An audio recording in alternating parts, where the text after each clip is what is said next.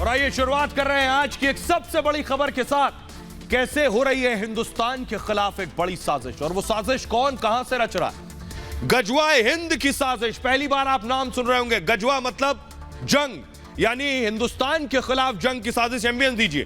ये जो आप भीड़ देख रहे हैं, ये है तहरीक लब्बैक। ये संगठन हिंदुस्तान के खिलाफ साजिश रच रहा है। ये संगठन हिंदुस्तान के खिलाफ जंग की साजिश रच रहा है।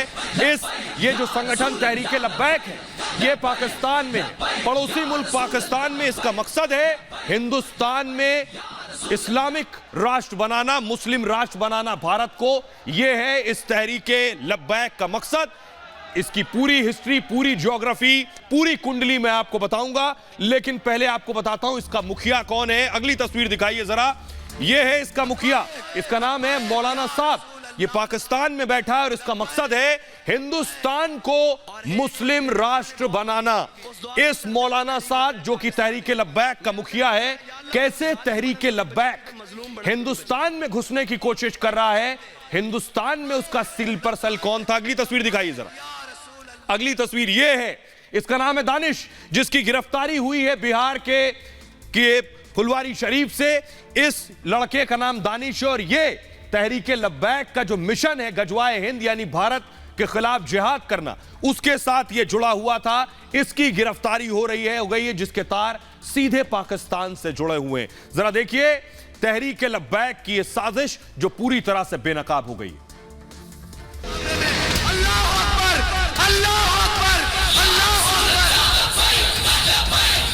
जिसने नारा लगाया जय श्री राम के मुकाबले में अल्लाह अकबर, अल्लाह अकबर, अल्लाह अकबर। इस्लाम की आड़ लेकर जहर उगलता ये साद हुसैन रिजवी है। मेरा ये पैगाम मोदी और पूरे भारत को पहुंचा दो कि अभी उम्मत मुस्लिमा की माएं बांझ नहीं हुई। जो पाकिस्तानी कट्टरपंथी संगठन तहरीक लब्बैक का सरगना है। हमारी बात गौर से सुन लो। जहां से गुस्ताख सर उठाएगा, लब्बैक वाले वही अड्डी देंगे।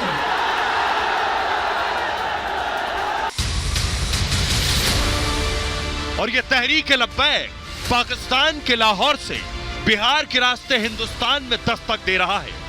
भारत के खिलाफ गजवाए हिंद की साजिश रच रहा है। कायनात का कोई कुत्ता समझता है अगर हुजूर के गुस्ताख को काटना दहशतगर्दी है, तो ये दहशतगर्दी हम हर बार करेंगे, सरे बाजार करेंगे, वक्त आया सरे पार करेंगे। गजवाए हिंद मतलब हिंदुस्तान के खिलाफ युद्ध, जिसके लिए यह हिंदुस्तान के मुस्लिम युवाओं को मोहरा बना रहा है। हमारा बयानिया गुस्ताख रसूल के बारे में एक है, वो है मनसब्बा नबी जान, मनसब्बा नबी जान। तहरीक लब्बैक का सरगना साद हुसैन रिजवी और उसका पिता खादिम हुसैन रिजवी भारत के खिलाफ जहर उगलते रहे हैं। ये तो नारा ना कोई समझे, इत्थों तो ले तो पूरी दुनिया दे गुस्ताख सुनन कि नहीं नहीं नहीं, मोहम्मद बिन मसलमा दे सदियां बाद गुलाम नारा यो जला रहे सन के ते खून दिया नदियां बह रही हैं। भारत को इस्लामिक राष्ट्र बनाने का ख्वाब पालते रहे।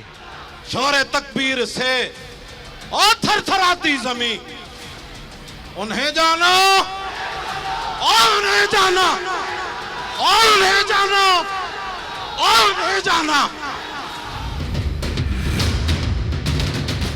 अब अपने नापाक मकसद को पूरा करने के लिए तहरीक लब्बैक भारत के मुसलमान युवाओं को बरगला रहा है। बिहार के फुलवारी शरीफ से गिरफ्तार ताहिर के मोबाइल से तहरीक लब्बैक की साजिश का खुलासा हुआ है। जांच पड़ताल में पता चला है कि तहरीक लब्बैक युवाओं को जिहाद के लिए उकसा रहा था।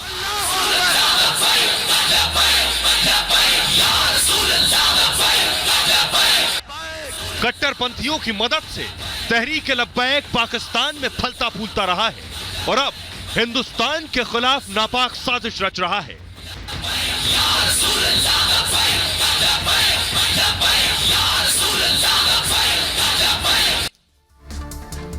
तो ये जिस संगठन के मुखिया और संगठन को आप सुन रहे थे, ये है तहरीक लब्बैक और इसका मिशन है गजवाए हिंद। और उस गजवाए हिंद की दस्तक कैसे बिहार में दी जा चुकी है वो मैं आपको दिखाने जा रहा हूं। ये व्हाट्सएप चैट, ये जो व्हाट्सएप चैट आप देख रहे हैं, देखिए गजवाए हिंद ऊपर लिखा, फुल स्क्रीन जरा लीजिए।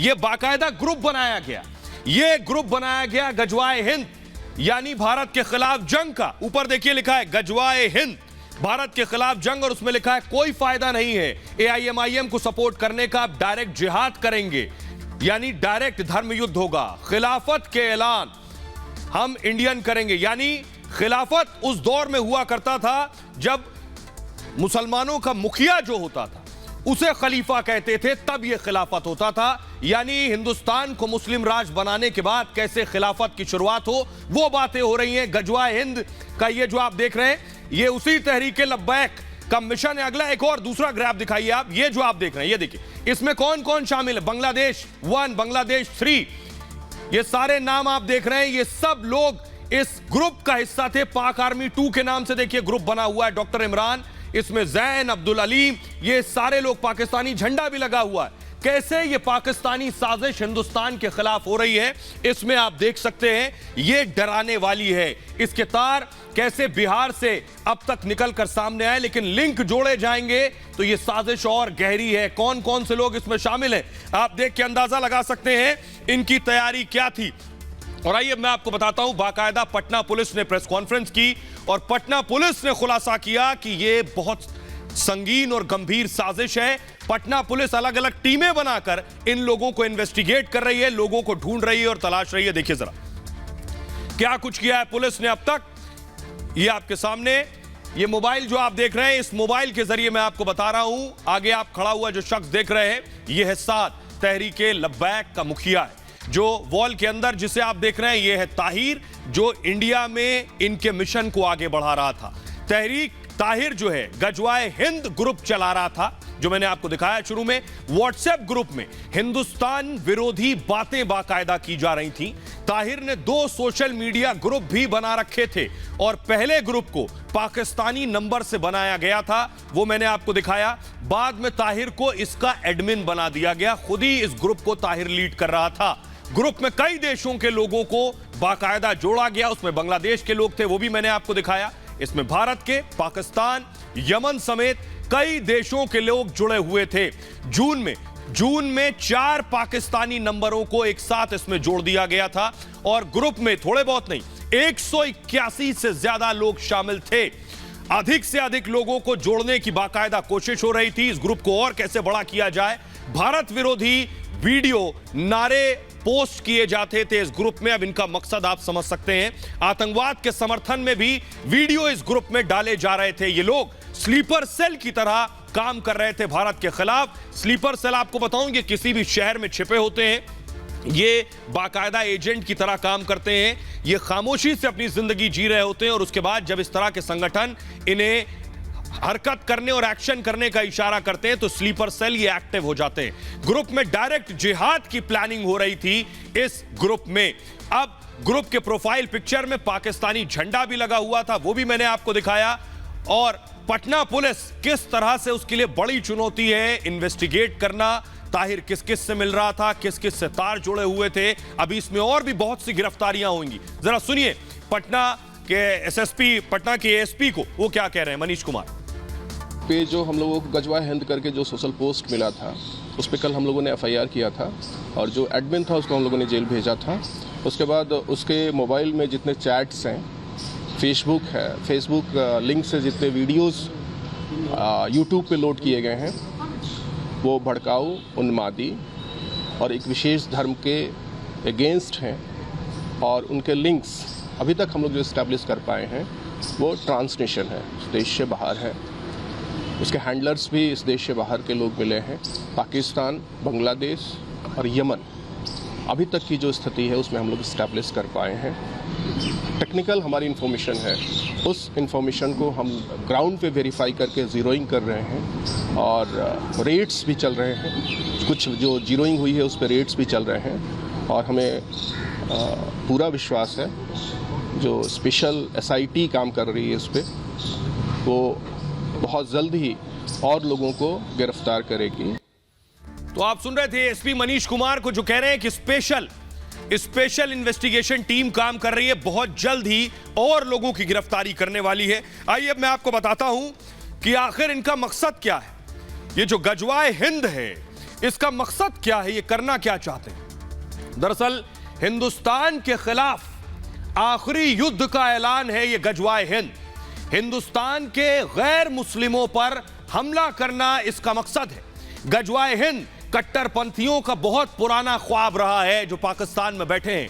भारत पर कब्जे के लिए यह लड़ाई की जाएगी। इस्लाम के विस्तार के लिए युद्ध किया गया गजवाए हिंद के जरिए।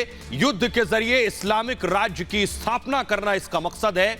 गली गली में इस्लाम का परचम लहराना गजवाए हिंद का मकसद है और पाकिस्तान के कट्टरपंथी गजवा का समर्थन करते हैं। यह हकीकत है। इसके रास्ते पर चलने वाले को गाजी कहते हैं। लश्कर तैयबा इसे कश्मीर से जोड़ता आया है। कश्मीर में बहुत से आतंकियों के बारे में आपने सुना होगा जिनका मकसद गजवाए हिंद था, जो गजवाए हिंद ऑपरेशन से जुड़े हुए थे। ये इनका मकसद है और इसमें जो मारे जाते हैं उनको ये गाजी कहते हैं।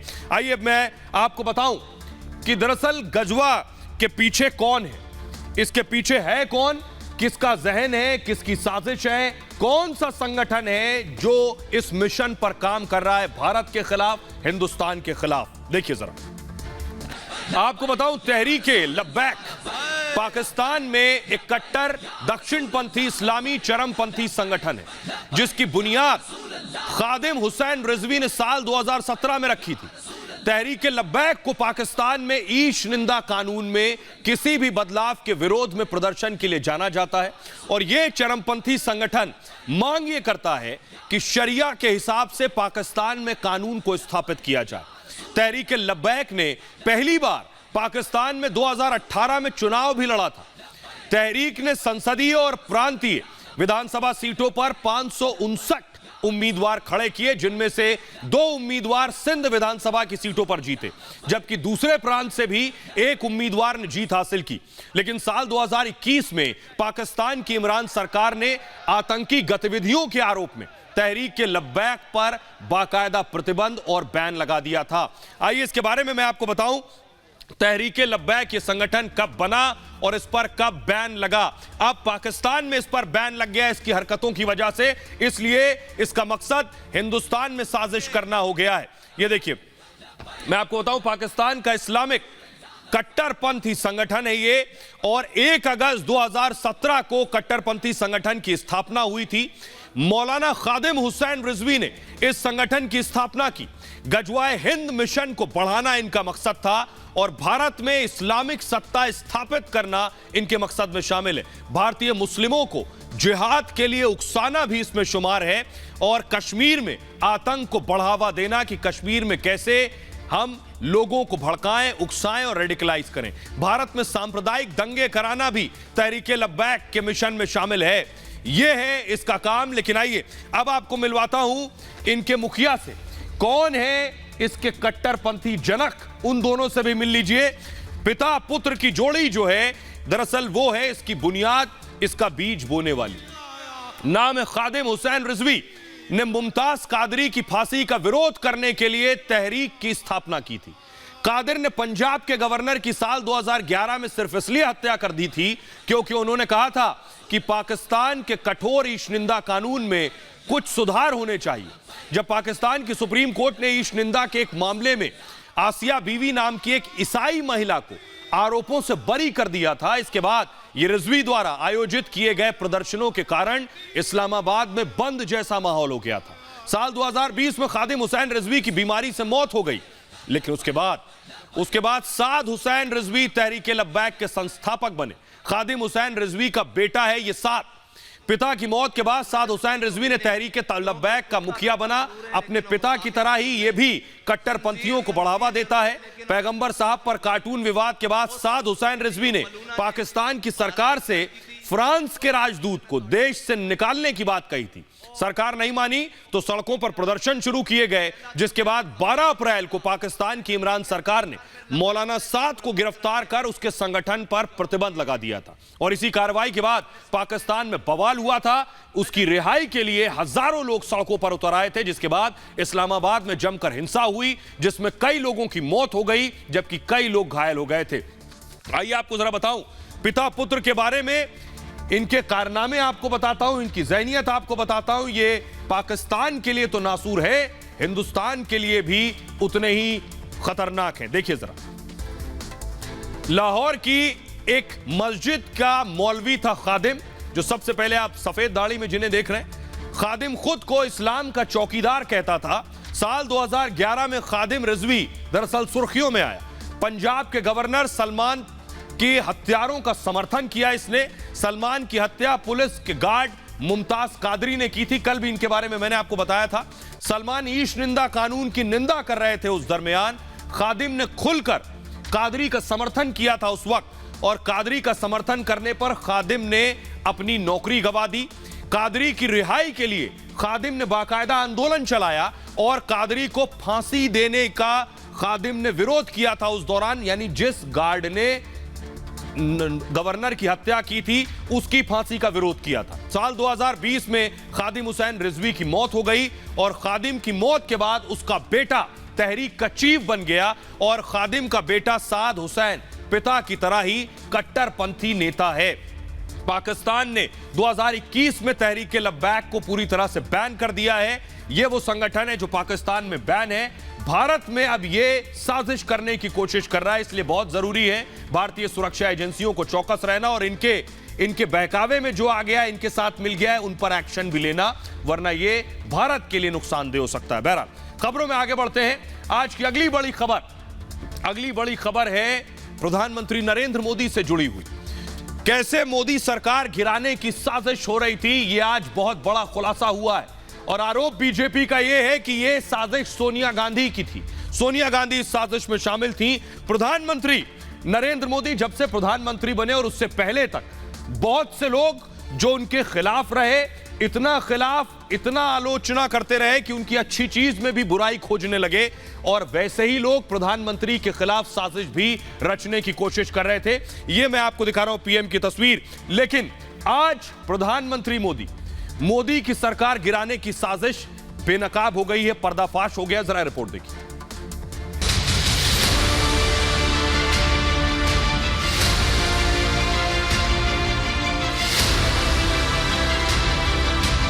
अहमद पटेल तो मात्र एक नाम है, काम तो सोनिया जी का था।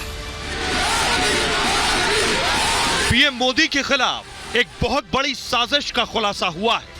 मोदी सरकार को गिराने की बड़ी साजिश का पर्दाफाश हुआ है। सिर्फ मोदी को बदनाम करने का षड्यंत्र नहीं, मकसद मोदी सरकार को सत्ता से हटाना था। 20 साल बाद गुजरात एसआईटी के ये दस्तावेज सच बता रहे हैं। तीस्ता अहमद पटेल से होते हुए यह फाइल सोनिया गांधी तक पहुंच गई। अपने मुख्य पॉलिटिकल एडवाइजर अहमद पटेल के माध्यम से सोनिया जी ने गुजरात के छवि को धूमिल करने की चेष्टा की। यह साजिश कितनी बड़ी थी, इसका अंदाजा संबित पात्रा के बयान से लगाया जा सकता है। तीस्ता सितलवाड़ राज्यसभा की सीट चाहती थी, राज्यसभा का नॉमिनेशन चाहती थी। ये तो हम सरकार में आ गए, वरना आज तीस्ता सितलवाड़ हो सकता है गृह मंत्री होती, हो सकता है आज एक बहुत बड़े पद पे होती। किस प्रकार से ये सरकार पहले चल रही थी। प्रधानमंत्री मोदी को क्लीन चिट के बाद सुप्रीम कोर्ट ने भी कहा था कि कुछ लोगों की भूमिका की जांच होनी चाहिए। मोदी जी को टारगेट बनाकर ये सब किया गया, उनकी छवि को हानि पहुंचाने के लिए किया गया, उनको दंगों के केस में उनकी लिप्तता बनाने के लिए किया है, मगर सत्य को कुछ नहीं होता है। तो बीजेपी दरअसल मोदी सरकार गिराने के पीछे सोनिया गांधी की साजिश क्यों बता रही है? उनका कहना है अहमद पटेल के जरिए सोनिया गांधी ये करवा रही थी। उसके पीछे वजह ये, अहमद पटेल सोनिया गांधी के बहुत करीबी रहे, अहमद पटेल सोनिया गांधी के राजनीतिक सलाहकार रहे, और ऐसा कोई काम नहीं होता जो अहमद पटेल सोनिया गांधी से पूछे बिना करते हो। इसलिए कहा गया कि अहमद पटेल अगर मोदी सरकार गिराने की साजिश कर रहे थे तो बीजेपी का कहना है उसमें सोनिया गांधी का हाथ था। लेकिन अहमद पटेल ये किसके जरिए करवा रहे थे? अगली तस्वीर दिखाई। अहमद पटेल पर आरोप कि वो तीस्ता सीतलवाड़, जो नाम के लिए कथित तौर पर एक्टिविस्ट हैं लेकिन फिलहाल गिरफ्तार है, तीस्ता सीतलवाड़ के जरिए मोदी सरकार को गिराने की साजिश रच रहे थे। बीजेपी तो और संगीन आरोप सोनिया गांधी पर लगा रही है। संबित पात्रा ने क्या कुछ आरोप लगाए आज देखिए जरा। संबित पात्रा ने आज बाकायदा प्रेस कॉन्फ्रेंस की। बीजेपी का आरोप है एसआईटी के हलफनामे के बाद बीजेपी का सोनिया गांधी पर यह बड़ा हमला है। संबित पात्रा को सोनिया गांधी पर संबित पात्रा ने गंभीर आरोप लगाए हैं। सोनिया ने अपनी तिजोरी से तीस्ता को पैसे दिए, ये संबित ने आरोप लगाया। अहमद पटेल ने पैसे की डिलीवरी की, उनका यह कहना है। पूरे खेल को अहमद पटेल ने ही अंजाम दिया, बीजेपी का हमला था। और अहमद पटेल सोनिया गांधी के राजनीतिक सलाहकार थे, उनके दाहिने हाथ आप कह सकते हैं। चोरी चोरी चुपके चुपके रात के अंधेरे में यह षड्यंत्र हुआ और संजीव भट्ट तीस्ता सीतलवाड़ अहमद पटेल के घर पर बाकायदा मुलाकात हुई ताकि वो गुजरात की सरकार को गिरा सके। मकसद ये था नरेंद्र मोदी की छवि को धूमिल और खराब कर सके। राहुल गांधी को प्रमोट करने के लिए तीस्ता सीतलवाड़ का इस्तेमाल किया गया। उस दौरान सोनिया गांधी तीस्ता को गृह मंत्री तक बना देती, यह कहना था बीजेपी का। सोनिया गांधी पूरे मामले पर जवाब दें। अब जरा सुनिए बीजेपी का हमला क्या है और कांग्रेस की सफाई क्या है। अहमद पटेल तो मात्र एक नाम है। He is just a name. The driving force behind Ahmed Patel was his boss Sonia Gandhi. Sonia ji ने गुजरात के छवि को धूमिल करने की चेष्टा की। अहमद पटेल जी के माध्यम से सोनिया जी ने नरेंद्र मोदी जी को घेरने की चेष्टा की। पैसे दिए गए और जो पहला किस्त गया है वो पहला किस्त 5+25 अर्थात 30 लाख का पहला किस्त सोनिया गांधी जी ने तीस्ता सीतलवाड़ को दिया।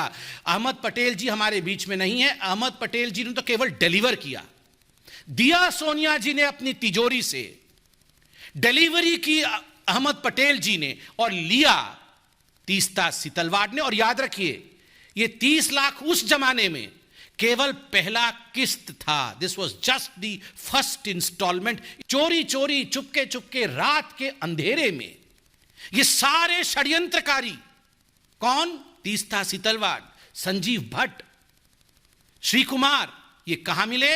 ये अहमद पटेल जी के घर में मिलते हैं और उसके बाद कांग्रेस के बड़े बड़े दिग्गज नेताओं के साथ मिलते हैं। What was the purpose? The only purpose was to destabilize and dismiss the Gujarat government and to defame the then CM of Gujarat, Narendra Modi ji. हर बार जब गुजरात चुनाव आता है इस तरह की एक कॉन्स्पिरेसी थ्योरी ये ले आते हैं। तो कांग्रेस का कहना है ये कॉन्स्पिरेसी थ्योरी है पूरी तरह से। लेकिन आपको बताऊं इस साजिश को रचने के पीछे जो किरदार था वो किरदार अब जेल में है। देखिए जरा कौन है। यह तीस्ता सीतलवाड़ पुलिस की गिरफ्त में है। फिलहाल इनसे पूछताछ हो रही है। मोदी के खिलाफ क्या साजिश कर रहे थे, एसआईटी सवाल कर रही है। मोदी को बदनाम करने के लिए क्या साजिश रची गई, कैसे साजिश रची गई। कोर्ट तक ने कहा था कि कुछ लोग हैं जो चाहते हैं कि हर वक्त कढ़ाई को खौलाया जाता रहे, यह कहा था कोर्ट ने। आइए अब आपको दिखाऊं, अगली तस्वीर दिखाइए जरा। यह एसआईटी की रिपोर्ट, स्पेशल इन्वेस्टिगेशन टीम ने रिपोर्ट बनाई। अहमद पटेल लिखा है, 25 लाख लिखा है। ये कैसे पैसे दिए गए लिए गए ये आपको बताऊंगा। इस रिपोर्ट में क्या है ये देखिए, लिखा है late Shri Ahmed Patel and had received ₹5 lakh. ये बता रहा है कि इस रिपोर्ट में क्या कुछ लिखा है। आपको बताऊं क्या है इस रिपोर्ट में।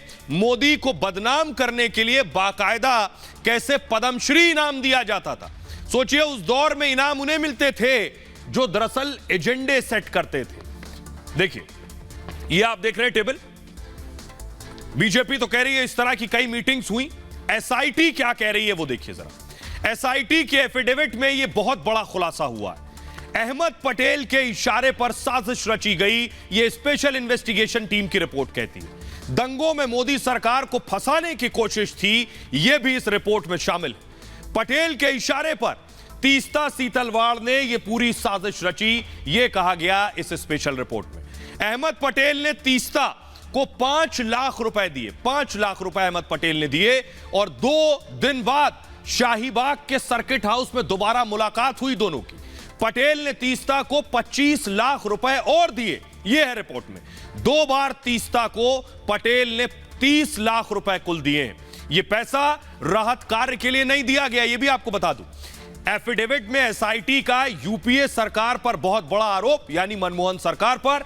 तीस्ता के काम के लिए यूपीए ने तीस्ता को यह इनाम दिया था। तीस्ता क्या काम करती रही है पूरा देश जानता है। यूपीए सरकार ने 2007 में तीस्ता सीतलवाड़ को बाकायदा पद्मश्री से नवाजा, लेकिन तीस्ता की नजर उससे कहीं आगे थी। वो राज्यसभा सीट के सपने देख रही थी और तीस्ता ने एक नेता से बाकायदा पूछा, क्या पूछा कि जब शबाना आजमी और जावेद अख्तर साहब को सांसद बनाया जा सकता है तो आखिर वो क्यों नहीं। एफिडेविट में तीस्ता के 2006 के बयान का भी जिक्र है। 3 दिन में गुजरात सरकार को इस्तीफा देना होगा, यह उसमें मेंशन है। तो आइए अब आपको सुनवाता हूं मैं कि इस रिपोर्ट को के बाद आप सुनिए, बीजेपी सवाल पूछ रही है कांग्रेस से और कांग्रेस बीजेपी पर साजिश का आरोप लगा रही है कि ये सब जो षड्यंत्र कर रही थी, जो मैलिशियस काम कर रही थी तीस्ता सीतलवाड़, इससे प्रसन्न होकर, अति प्रसन्न होकर सोनिया जी ने पद्मश्री दिया 2007 में तीस्ता सीतलवाड़ को। केवल पैसे नहीं, पद्मश्री भी दिया गया। और ये पद्मश्री देने का काम तो अहमद पटेल जी नहीं, ये तो सोनिया गांधी जी खुद कर रही थी। अब चुनाव आ रहा है 5 महीने बाद, फिर से ये नई थ्योरी ले आए कि अहमद पटेल जी, सोनिया जी सब मेरे खिलाफ षड्यंत्र। अरे अगर हम षड्यंत्र रच रहे होते और इनकी तरह की राजनीति करते तो क्या ये मुख्यमंत्री रह सकते थे गुजरात के? इन्हें खुद सोचना चाहिए। तो संगीन आरोप है बीजेपी की तरफ से सोनिया गांधी पर। लेकिन आइए मैं अब आपको बताऊं कि अहमद पटेल की जो सुपुत्री हैं, उन्होंने बाकायदा ट्वीट किया अहमद पटेल के हक में। क्या लिख रही हैं वो देखिए जरा। अहमद पटेल की बेटी ने लिखा, अहमद पटेल का नाम अब भी मायने रखता है, यह विपक्ष को बदनाम करने की साजिश हो रही है। तीस्ता को राज्यसभा का सांसद आखिर क्यों नहीं बनाया गया? 2020 तक क्यों नहीं अहमद पटेल पर केस चलाया गया? गुजरात चुनाव के लिए यह बीजेपी की प्रचार की शुरुआत है, उन्होंने कहा। और बीजेपी ने हर चुनाव से पहले ऐसा ही किया है, जब वो जिंदा थे तब भी और जब इस दुनिया में नहीं है तब भी। ये उनकी बेटी मुमताज पटेल का ट्वीट था। लेकिन वो बेशक ये बात कह रही। अब एक चश्मदीद को मैं आपको सुनवाने जा रहा हूं, रईस पठान, जो ये कह रहा है कि उसने अपनी आंखों से देखा है कि इस तरह के पैसे दिए गए। सुनिए जरा। फिलहाल अभी जो बात आ रही है और चर्चा में जो बात है वो 30 लाख रुपए की, जो अहमद पटेल द्वारा जो है वो तीस्ता सीतलवाड़ को दिए गए थे। तो ये तो एक शुरुआती दौर की बात है। तो तीस्ता सीतलवाड़ के साथ में मैं भी गया था अहमद पटेल से मिलने के लिए 2002 दंगों के कुछ दिनों के बाद में। तीस्ता सीतलवाड़ ने ये कहा कि फ़ंड तो हमारे पास है नहीं और फंड की कमी अगर होती है तो आगे जो है वो हम काम नहीं कर पाएंगे, क्योंकि ये जो मुद्दे हैं यहाँ पर जो हुआ है गुजरात के अंदर, ये बड़े मुद्दे हैं। तो अहमद पटेल ने कहा कि आप जो है वो अपने काम को जारी रखिए, अपने काम को आगे बढ़ाइए। और रहा फंड का सवाल, तो फंड की तरफ से आप बिल्कुल बेफिक्र हो जाइए, फंड आपको मुहैया हो जाएगा। हमारी तरफ से किसी भी तरह की कोई फंडिंग में कमी नहीं आएगी। तो रईस पठान को आप सुन रहे थे। लेकिन एक बहुत बुनियादी सवाल है, मोदी जब सीएम थे, मोदी जब पीएम है, साजिश उनके खिलाफ हमेशा की गई, लेकिन वो हमेशा क्लीन होकर बाहर आए। देखिए कैसे मोदी को हमेशा क्लीन चिट मिली है, उनके ऊपर जितने भी आरोप क्यों न लगाए गए। 2002 में गुजरात दंगों की जांच करने के लिए सुप्रीम कोर्ट के आदेश पर एसआईटी का गठन किया गया और इस एसआईटी में तत्कालीन गुजरात के सीएम नरेंद्र मोदी को बार बार पूछताछ के लिए बुलाया। नरेंद्र मोदी इस पूछताछ के लिए बिल्कुल सादगी से हमेशा जाते रहे। पूछताछ खत्म होने पर उतनी ही सादगी से वापस लौट जाते थे। दंगों की जांच करने वाली एसआईटी के प्रमुख आर.के. राघवन ने अपनी किताब में बाकायदा इसका जिक्र किया। राघवन ने लिखा है, उन्होंने लिखा है अपनी किताब में, मोदी पूछताछ के लिए आसानी से तैयार हो गए और 9 घंटे लंबी पूछताछ के दौरान मोदी संयम और हमेशा शांत रहे। मोदी ने पूछे गए 100 सवालों के जवाब, हर एक सवाल का जवाब दिया। मोदी ने जांचकर्ताओं की एक कप चाय तक नहीं पी। पूछताछ के दौरान मोदी अपनी पानी की बोतल भी खुद लेकर जाते थे और यानी प्रधानमंत्री नरेंद्र मोदी ने कभी इस बात पर ऐतराज नहीं जताया, न कभी हंगामा, न कभी हल्ला। सुप्रीम कोर्ट ने मोदी को एसआईटी से मिली क्लीन चिट को बरकरार रखा। जाकिया जाफरी की याचिका को सुप्रीम कोर्ट ने खारिज कर दिया था। अब सुनिए जरा खुद इसके बाद गृह मंत्री अमित शाह ने क्या कहा था, सुनिए। मोदी जी को टारगेट बनाकर ये सब किया गया, उनकी छवि को हानि पहुंचाने के लिए किया गया। उनको दंगों के केस में उनकी लिप्तता बनाने के लिए किया है, मगर सत्य को कुछ नहीं होता है। ये लंबी लड़ाई मोदी जी ने बहुत धैर्यपूर्वक सारी वेदनाओं को, वो विष को हजम करते हुए लड़े और आज चमकते सूर्य की तरह सत्य बाहर आया है। मोदी जी जीत कर बाहर आए हैं। भारतीय जनता पार्टी के दंगों का कोई आरोप नहीं रहता। और आइए अब आपको बताता हूं कैसे प्रधानमंत्री नरेंद्र मोदी के खिलाफ फर्जी दस्तावेजों से साजिश की गई, साजिश रची गई और उस साजिश को अंजाम दिया गया। इस साजिश के कौन कौन से प्लेयर थे और किरदार थे वो आपको बताता हूं। देखिए, ये आपके सामने आ गया। मोदी के खिलाफ फर्जी दस्तावेज बनाकर बाकायदा ये साजिश रची गई। पहली बात, मूव कीजिए ग्राफिक्स को। सामाजिक कार्यकर्ता तीस्ता सीतलवाड़ को आप देख रहे हैं, इन पर एफआईआर हुई। मुंबई से एटीएस ने इन्हें गिरफ्तार किया हुआ है और पूर्व आईपीएस संजीव भट्ट पर भी साजिश का आरोप लगा है। झूठा हलफनामा दायर करने का भी आरोप लगा है। दूसरे मामले में उम्र कैद की सजा काट रहे हैं। इसके अलावा दंगों के दौरान डीजीपी थे आर.बी. श्रीकुमार। मोदी सरकार के खिलाफ रिपोर्ट दी थी उन्होंने बाकायदा, और जालसाजी और आपराधिक साजिश रचने का आरोप भी लगा था। 26 जून को आर.बी. श्रीकुमार की गिरफ्तारी हुई थी।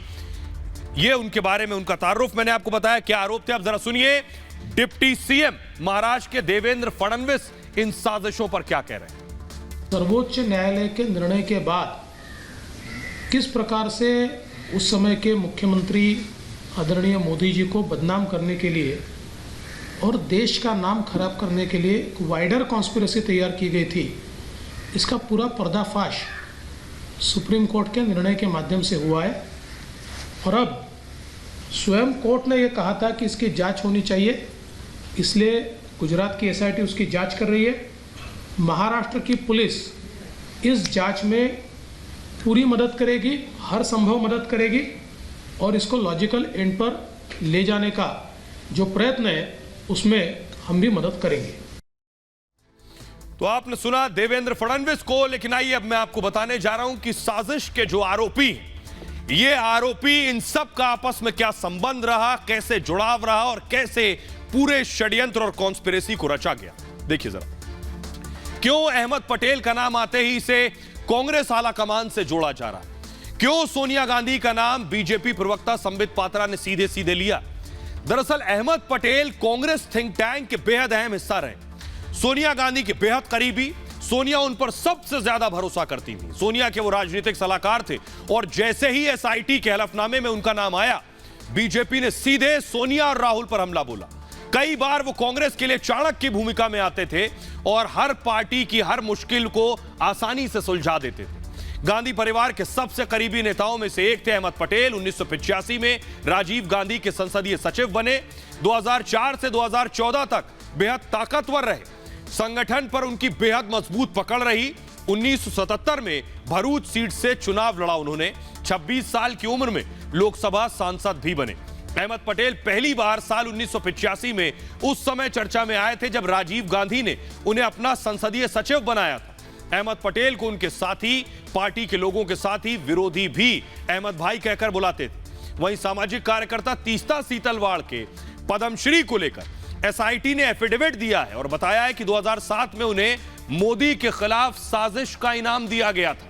तीस्ता को पद्मश्री के अलावा 2002 में राजीव गांधी राष्ट्रीय सद्भावना पुरस्कार मिल चुका है। तीस्ता पर विदेश से आए पैसे के दुरुपयोग और धोखाधड़ी का आरोप है। साल 2013 में अहमदाबाद स्थित गुलबर्ग सोसाइटी के 12 लोगों ने तीस्ता के खिलाफ जांच की मांग की थी बाकायदा। यह था इनका पूरा कच्चा चिट्ठा। फिलहाल एसआईटी की गिरफ्त में है और एसआईटी सारे जो साजिश है प्रधानमंत्री नरेंद्र मोदी के खिलाफ तब रची गई, वो सब निकालकर सामने रखने वाली है। बहरहाल खबरों में आगे बढ़ते हैं। आज की एक और बड़ी खबर है सीधे महाराष्ट्र से। खबर यह है कि बाला साहब का सपना जो है, ख्वाब जो है, इस वक्त अगर कोई पूरा कर रहा है तो वो है एकनाथ शिंदे। बाला साहब का सपना शिंदे ने पूरा कर दिया है। उद्धव ठाकरे सोचिए, मुख्यमंत्री बने, मुख्यमंत्री के साथ लगभग 2.5 साल मुख्यमंत्री की कुर्सी पर रहे और बाला साहब का सपना पूरा करने की कोशिश कब की? जब सत्ता जाने वाली थी, जब मुख्यमंत्री की बनने की स्थिति में नहीं थे, तब सपना पूरा करने की कोशिश की। अगली तस्वीर दिखाऊं मैं आपको, ये आप देख रहे हैं, ये है औरंगाबाद की तस्वीर। ये है औरंगजेब की मजार जो औरंगाबाद में है और जहां ओवैसी के भाई अकबरुद्दीन फातिहा पढ़ने गए थे।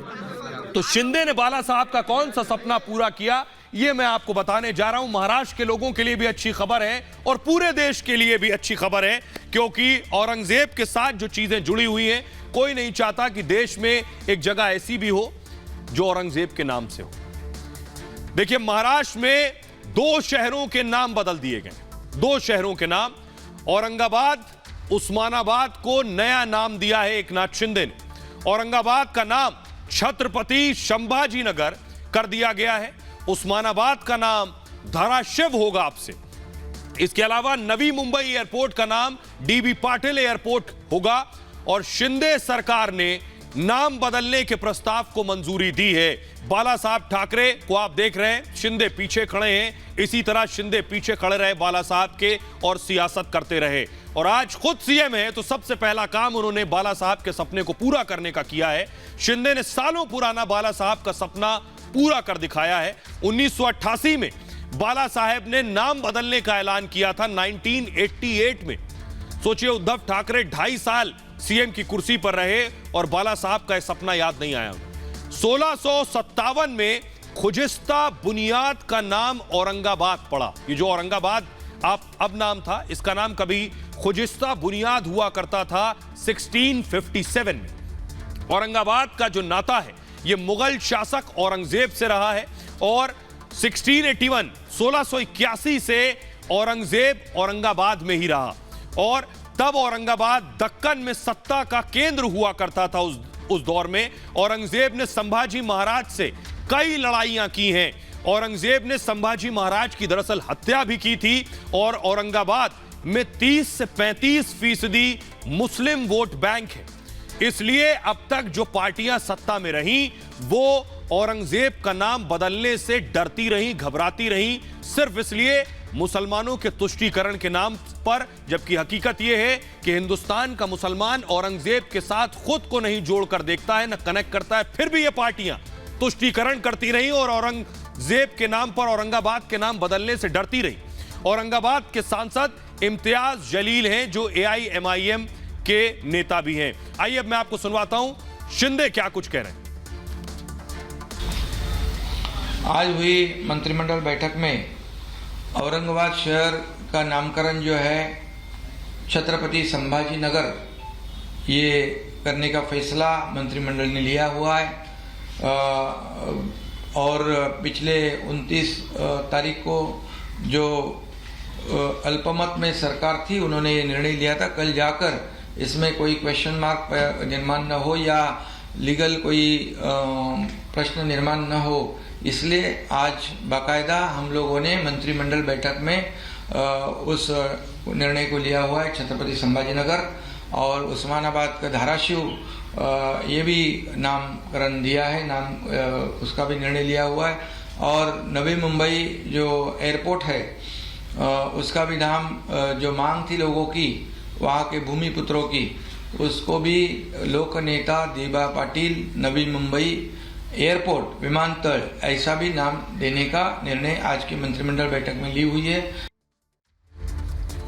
और आइए अब आपको बताता हूं कि औरंगाबाद का नाम बदला गया तो सबसे ज्यादा आवाज उठाई ओवैसी के सांसद ने, इम्तियाज जलील ने। देखिए क्या कह रहे हैं इम्तियाज कह रहे हैं चाहे शिवसेना हो या बीजेपी, राजनीतिक लाभ के लिए दोनों ने महापुरुषों के नाम का इस्तेमाल किया है।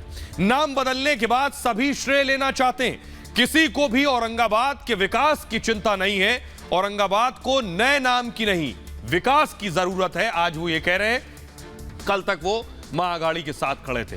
आइए अब मैं आपको बताने जा रहा हूं और दिखाने जा रहा हूं कि आखिर क्यों जरूरी था इस नाम को बदल देना, क्योंकि यह नाम जुड़ा था औरंगजेब से और औरंगजेब की जो पहचान है, जो इतिहास है, वो हिंदुस्तान में हिंदुओं के खिलाफ अत्याचार से जुड़ी हुई है, यातनाओं से जुड़ी हुई है। इसलिए बहुत पहले इस नाम को बदला जाना चाहिए था और यही वजह है कि बाला साहब ठाकरे 1988 से इसको बदले जाने की मांग कर रहे थे। देखिए जरा, क्रूर शासक था औरंगजेब, मराठा इतिहास में औरंगजेब सबसे बड़ा विलेन माना जाता है। औरंगजेब तलवार की ताकत पर दरअसल राज करता था और औरंगजेब शासन में बहुसंख्यक हिंदू पर यातनाएं होती थी। इतना ही नहीं, छत्रपति शिवाजी ने कई बार औरंगजेब से लोहा भी लिया और मुगलों से शिवाजी की पहली लड़ाई आपको बताऊं 1656-57 में हुई थी। यह लड़ाई शिवाजी ने कई युद्ध में औरंगजेब की सेना को मात दी है और महाराजा संभाजी छत्रपति शिवाजी के ही पुत्र थे, जिनके नाम से अब औरंगाबाद का नाम पड़ा है। औरंगजेब ने संधि के लिए शिवाजी को दरअसल आगरा बुलाया। औरंगजेब ने संभाजी की हत्या भी छल और कपट से की थी। औरंगजेब ने धोखे से छत्रपति शिवाजी को कैद कर लिया वहां बुलाकर। उसके बाद छत्रपति शिवाजी के साथ संभाजी को भी कैद कर लिया वहां। शिवाजी औरंगजेब की कैद से निकलने में कामयाब रहे। औरंगजेब ने लेकिन संभाजी की हत्या कर दी थी, यह है हकीकत, और इसलिए यह नाम बहुत पहले बदला जाना चाहिए था। बहरहाल अब बात कर रहे हैं एकनाथ शिंदे की, लेकिन इसके उलट जो अब तिकड़ी सरकार थी, महाविकास आघाड़ी, शिवसेना, एनसीपी और कांग्रेस, उसमें फूट हो गई। ये तस्वीर दिखाई, ये आप देख रहे हैं उद्धव ठाकरे आज कार्यकर्ताओं से मिले। उद्धव ठाकरे कार्यकर्ताओं से क्यों मिल रहे हैं, उनकी टेंशन बढ़ी हुई है। अगली तस्वीर मैं आपको दिखाऊंगा, अगली तस्वीर जिसमें कैसे उद्धव ठाकरे, शरद पवार और नाना पटोले आपस में मुलाकात जरूर हुई, लेकिन बताया यह जा रहा है कि अभी तीनों में फूट पड़ गई है। यानी ये तीनों अब तक सरकार चला रहे थे, अब फूट की खबरें आ रही हैं। फूट किस वजह से है? सरकार तो चली गई, कुर्सी तो रही नहीं, तो फूट अब हर एक छोटी छोटी चीजों के पीछे होगी। अब जो फूट हो रही है वो विधान परिषद में नेता विपक्ष के रूप में हो रही है कि किसका नेता विपक्ष का नेता हो। तो देखिए जरा, तीनों को आप देख रहे हैं, उद्धव ठाकरे बैठे, शरद पवार बैठे, नाना पटोले बैठे। सत्ता खोने के बाद शिवसेना, कांग्रेस, एनसीपी इस वक्त आमने सामने। महाराष्ट्र विधान परिषद में नेता विपक्ष की रेस चल रही है इस वक्त, और शिवसेना, कांग्रेस और एनसीपी के बीच जोर आजमाइश हो रही है। महाराष्ट्र विधान परिषद में कुल 78 सदस्य हैं, 78 मेंबर्स हैं। महाराष्ट्र विधान परिषद में शिवसेना के पास 11 सदस्य हैं, एनसीपी कांग्रेस के पास 10-10 सदस्य हैं। शिवसेना के पास 11, एनसीपी कांग्रेस के पास 10-10। तो शिवसेना ने नेता प्रतिपक्ष के लिए बाकायदा दावा किया है कि नेता विपक्ष तो हमारा होगा। उद्धव चाहते हैं कि अनिल परब जो है नेता विपक्ष बन जाए। एनसीपी एकनाथ खड़से का नाम आगे कर सकती है इस मामले में। कांग्रेस मोहन कदम या राजेश राठौर को आगे कर सकती है, और इसी बात की लड़ाई है। महाराष्ट्र विधान परिषद बीजेपी के 24 सदस्य हैं विधान परिषद में, और महाराष्ट्र विधान परिषद में 16 सीटें अभी फिलहाल खाली पड़ी हुई हैं। लेकिन इस बीच अब आगे की तैयारी यह है कि शिंदे तो सीएम बन गए, लेकिन कैबिनेट का विस्तार होना है। तो इसलिए आपको बताऊं, इस कैबिनेट में क्या राज ठाकरे भी होंगे। कल की तस्वीरें जब देवेंद्र फडणवीस डिप्टी सीएम राज ठाकरे के घर पहुंचे, राज ठाकरे ने उनका स्वागत किया, शॉल से उन्हें गुलदस्ता दिया देवेंद्र फडणवीस को। क्या राज ठाकरे शिंदे कैबिनेट में होंगे? ठाकरे परिवार से अगली तस्वीर देखिए, राज ठाकरे की पत्नी शर्मिला ठाकरे को आप देख रहे हैं, जो जब फडणवीस पहुंचे उन्हें तिलक लगाया, और ये जो तस्वीर देख रहे हैं ये बता रही है कि दोनों के बीच पारिवारिक रिश्ते हैं, दोनों के बीच ठाकरे फडणवीस के बीच रिश्ते हैं, क्योंकि किस तरह से ये जो पारिवारिक रिश्ते हैं, ये पारिवारिक रिश्ते बता रहे हैं कि क्या राज ठाकरे, उनके विधायक या उनके सुपुत्र कोई कैबिनेट में हो सकते हैं। जरा सुनिए क्या कुछ कह रहे हैं शिंदे। पेट्रोल डिझेलचे भाव दर कमी केले, आम्ही शेतकऱ्यांच्या रेग्युलर कर्ज पेड करणाऱ्या लोकांना 50,000 रुपये जे देण्याचा निर्णय घेतला आहे। हे अनेक निर्णय घेतोय आम्ही, आजही निर्णय घेतले, त्यामुळे निर्णय कुठे थांबलेले नाहीत आणि मंत्रिमंडळ काय लवकरच होईल, काय प्रॉब्लेम नाही, त्याच्यात काय अडचण नाही। विपक्ष कह रहा है कि एक दूसरे की सरकार है, ये डेडलाइन नहीं बता रहे। उनकी लाइन डेड है, इसलिए उनको डेडलाइन चाहिए, पर चिंता मत करिए, जल्दी हो जाएगा।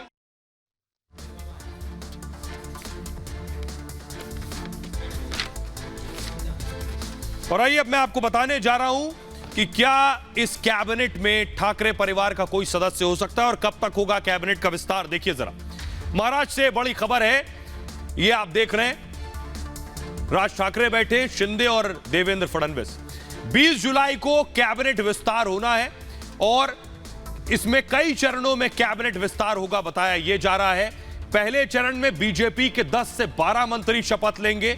इसके अलावा शिंदे गुट के भी 10 से 12 मंत्री शपथ ले सकते हैं। फिलहाल कैबिनेट में सिर्फ शिंदे और फडणवीस हैं इस वक्त कैबिनेट में मनसे भी शामिल हो सकती है, खबर यह है। और कल राज ठाकरे फडणवीस की मुलाकात हुई थी, वो तस्वीरें भी मैंने आपको दिखाई। दादर स्थित राज ठाकरे के आवास पर फडणवीस पहुंचे थे मुलाकात करने। दावा यह है कि मनसे को मंत्री पद ऑफर किया गया है। राज ठाकरे परिवार का एक सदस्य मंत्री भी बनाया जा सकता है और महाराष्ट्र में मनसे का सिर्फ एक ही विधायक है। मनसे विधायक ने शिंदे गुट का समर्थन भी किया था फ्लोर टेस्ट के दौरान। मनसे ने राज्यसभा एमएलसी चुनाव में भी बीजेपी का समर्थन किया था और राष्ट्रपति उम्मीदवार मुर्मू को भी मनसे का समर्थन हासिल है। इसलिए माना जा रहा है, उम्मीद की जा रही है कि राज ठाकरे की तरफ से कोई कैबिनेट में शामिल होगा। बहरहाल खबरों में आगे बढ़ते हैं और आज की एक और बड़ी खबर है। खबर यह है कि एनडीए के उपराष्ट्रपति उम्मीदवार हो सकते हैं झाकड़। एनडीए के उपराष्ट्रपति उम्मीदवार है जगदीप धनखड़, जिन्हें आप देख रहे हैं। ये तस्वीरों में तस्वीर दिखाइए जरा। प्रधानमंत्री नरेंद्र मोदी के साथ बैठा हुआ देख रहे हैं आप। बंगाल के राज्यपाल रहे हैं। आइए इनके बारे में बताऊं आपको कि कैसे आज बाकायदा मीटिंग हुई। अगली तस्वीर दिखाइए जरा। आज जो मीटिंग हुई ये आप देख रहे हैं। प्रधानमंत्री नरेंद्र मोदी इस पार्लियामेंट्री मीटिंग में शामिल हुए थे। बीजेपी अध्यक्ष अब जेपी नड्डा भी शामिल थे। तो ये बड़ी बैठक हुई। ये बड़ी बैठक उपराष्ट्रपति उम्मीदवार तय करने के लिए हुई थी और उसमें धनखड़ के नाम पर मुहर लगी है। कौन है उपराष्ट्रपति उम्मीदवार एनडीए के, उनके बारे में आइए आपको बताता हूं। उसके बाद बताऊंगा कि बीजेपी ने जो अध्यक्ष हैं उन्होंने प्रेस कॉन्फ्रेंस की, उन्होंने क्या कहा देखिए सर। 18 मई 1951 को राजस्थान में जन्म हुआ धनखड़ साहब का। किठाना के किसान परिवार में उनका जन्म हुआ और चित्तौड़गढ़ के सैनिक स्कूल में पढ़ाई लिखाई हुई है।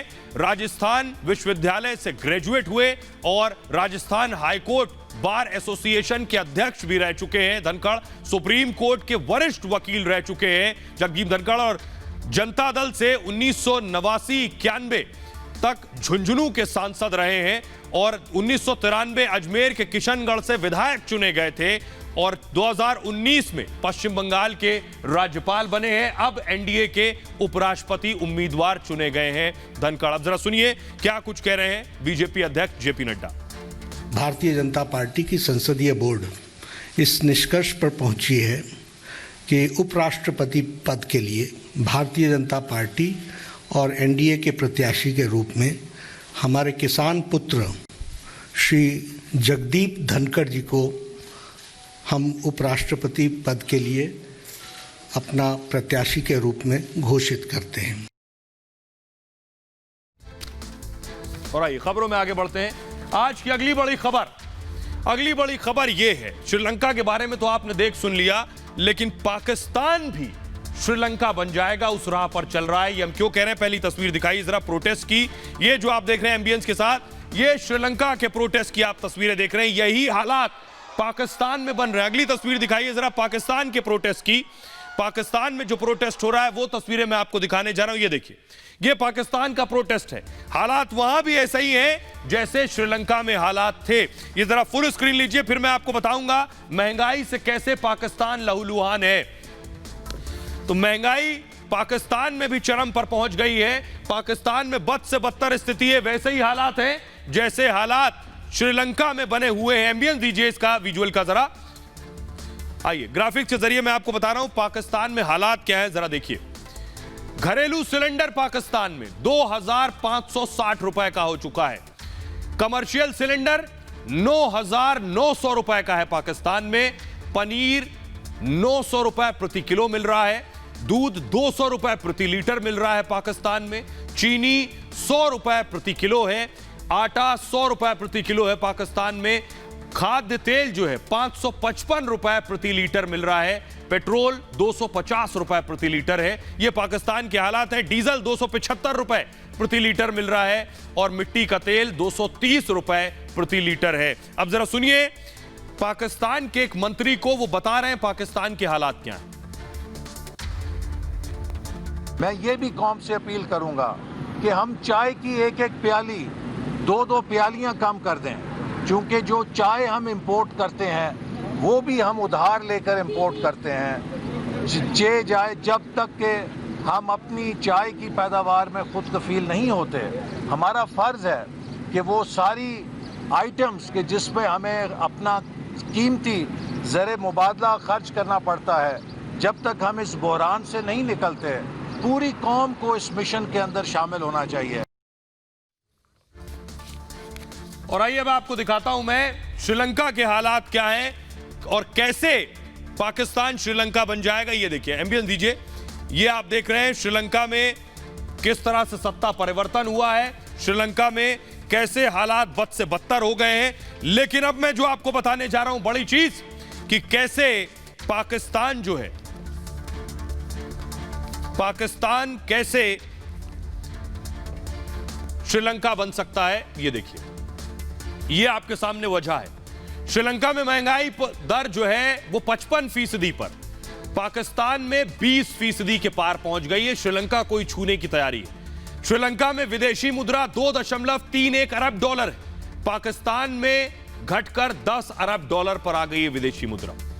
श्रीलंका में 360 रुपए यानी डॉलर की जो कीमत है, $1 बराबर 360 रुपए, पाकिस्तान में 200 पर पहुंच गया है। अब अंदाजा लगाइए क्या होगा पाकिस्तान का। श्रीलंका के पास 3.6 टन सोना बचा और पाकिस्तान के पास भी केवल 60 टन बचा है। विदेशी कर्ज श्रीलंका पर 51 अरब डॉलर का है, पाकिस्तान पर 283 अरब डॉलर। श्रीलंका की तरह पाक का शेयर बाजार इस वक्त खस्ता हाल है और श्रीलंका में जरूरी सामान नहीं मिल रहा है, पाक में भी यही हालात बने हुए हैं। श्रीलंका को विदेशी कर्ज में मुश्किल है, पाक को भी कर्ज नहीं मिल रहा है। यह स्थिति है। श्रीलंका में भ्रष्टाचार चरम पर था और पाकिस्तान में भी भ्रष्टाचार जबरदस्त है। श्रीलंका में राजनीतिक अस्थिरता थी, पाक में भी देश पूरी तरह से अस्थिर हो चुका है। श्रीलंका में लीडरशिप की कमी थी, पाकिस्तान में भी कोई लीडरशिप नहीं है।